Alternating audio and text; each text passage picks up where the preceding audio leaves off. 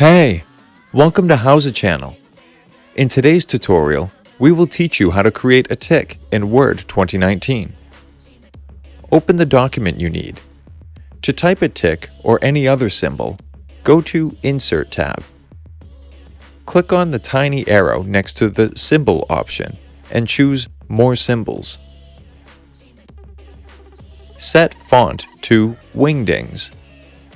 Look for the tick and click on it. Click on Insert. There is also a tick in a checkbox. Click on it and click Insert. Easy. You can also make a tick in a checkbox using your keyboard. If you need an empty checkbox, type 2610 and press Alt+X on your keyboard. To do so, type 2611 and press Alt+X. Thanks for watching the video. Please like it and let us know if you use any of our tips and tricks. Subscribe to our channel. We upload new tutorials every day. See ya!